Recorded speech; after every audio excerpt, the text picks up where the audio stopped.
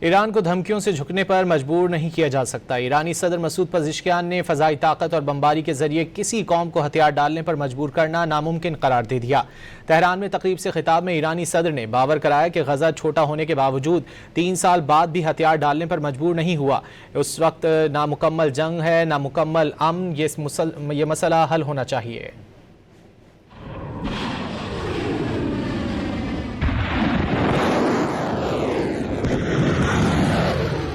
جنگ ایران کے مفاد میں نہیں لیکن دھمکیوں سے جھکنے پر مجبور نہیں کیا جا سکتا۔ دشمن کا یہ خواب ہے کہ ایران بیرونی جارحیت کے سامنے جھک جائے گا۔ ایرانی صدر مسعود پزشکیان نے تہران میں تقریب سے خطاب کرتے ہوئے واضح کیا کہ کسی ملک کو تیاروں بمباری کے ذریعے سرنڈر کرنے پر مجبور نہیں کیا جا سکتا۔ وہ غزہ کو 3 سال بعد بھی سرنڈر کرنے پر مجبور نہیں کر سکے۔ وہ ایران کو مجبور کر کے سرنڈر کی کیسے توقع کر سکتے ہیں؟ ایرانی وزیر خارجہ عباس عراقچی نے امریکی جارحیت کے جواب میں کہا کہ میدان جنگ میں شکست کے باوجود امریکہ نے ہمارے عزم کو آزمانے کا فیصلہ کیا۔ طاقتور ایرانی افواج کسی بھی حملے یا خطرے کا جواب دیے بغیر نہیں رہیں گی۔ اگر آپ محفوظ رہنا چاہتے ہیں تو ہمارے خطے سے نکل جائیں۔ ایران ہمیشہ سفارتکاری اور مذاکرات کی زبان کو ترجیح دیتا ہے۔ ساتھ ہی خبردار کیا کہ وہ دوسری زبانوں میں بات کرنا بھی اچھی طرح جانتے ہیں۔ ایرانی نائب وزیر خارجہ نے الجزیرہ سے گفتگو میں باور کرایا کہ ایران کی جانب سے امریکی ہیلی کاپٹر کو جان بوجھ کر نشانہ نہیں بنایا گیا۔ آبنہ ہرمز کی کشیدہ صورتحال میں ایسے واقعات غیر ارادی طور پر پیش آ سکتے ہیں۔